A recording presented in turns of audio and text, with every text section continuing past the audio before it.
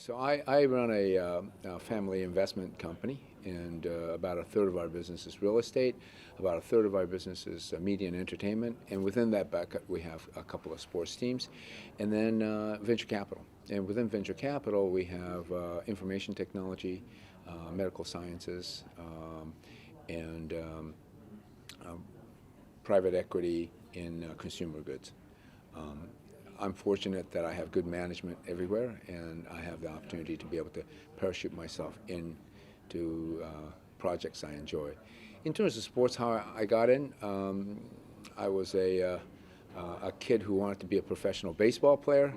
Wasn't good enough, and when the opportunity came up to be able to invest in the San Francisco Giants, I took it. And then from there, I understood that the sports business really more is a entertainment business, and really does have a specific place for a diversified asset allocation strategy. So we now have interest in 3 sports teams and a number of other sports properties. Like, for example, the $1 Million Arm Contest is not a league, not a team, but it is a sports property. So we have a number of sports properties that we have invested in, and it has a certain place in our asset allocation strategy from an investment company purposes.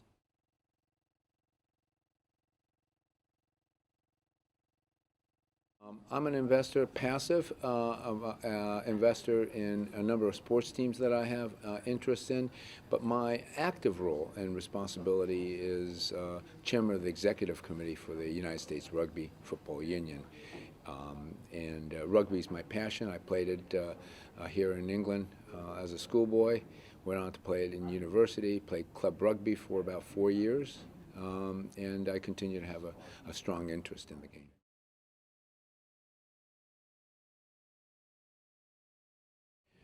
In rugby, it's still a very infant business for us in the United States. I'm trying to help form a professional rugby league, both in the 15s and 7s, and I think there'll be interesting opportunities for those who are interested in pursuing a profession in the sport of rugby in the United States, but it's still not there yet. I think you need to wait another 5 to 10 years where that career path opens. Now, if you're in baseball or soccer, there are interesting career paths depending on what kind of sports business side you are interested in, whether it's in the marketing or the operations side or the performance side.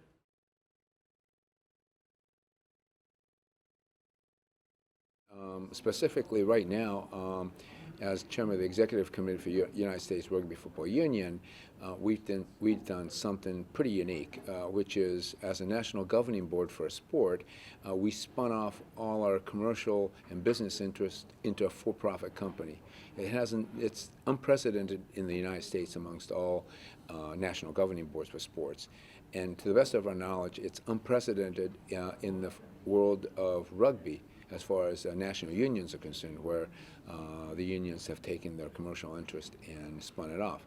Now, the reason why I did that is because I wanted to bring in investors into these companies. As a national governing board, you can't bring in investors because essentially national governing boards aren't supposed to be a for-profit company. Also, I wanted to be able to bring in the kind of talent that I'll be competing with, because as a national union, you can't bring in entrepreneurs, incentivize them, you can't give them stock options, you can't give them incentives that you can do as a for-profit startup. So I'm setting up Rugby International Marketing. I brought in a number of investors, including the English Rugby Football Union as our investor, and we're now in the process of hiring people to staff it. Now, that's a sports marketing position, and it is something that will be opening up in terms of opportunities, particularly people who love the sport of rugby and want to go into sports marketing.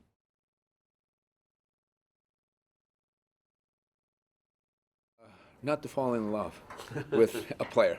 Yeah, all too often, when I first invested in the San Francisco Giants, Larry Bear, who's a good friend of mine, chief executive of San Francisco Giants, said to me, "Well, just please don't fall in love with a player.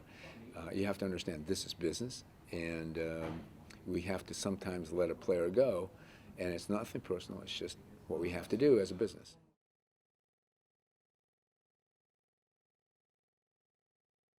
I think inspirational leaders, you can learn a little bit from others who are also inspirational leaders.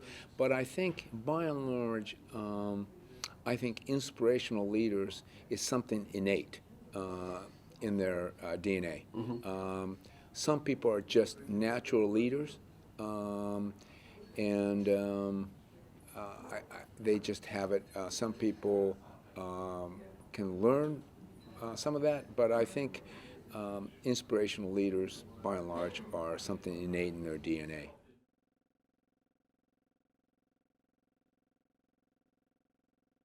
I think Warren Buffett is a very inspirational investor. And there's a number of others who have built companies that have done very, very well. But Warren Buffett comes to mind as an iconic investor, businessman that people can learn from.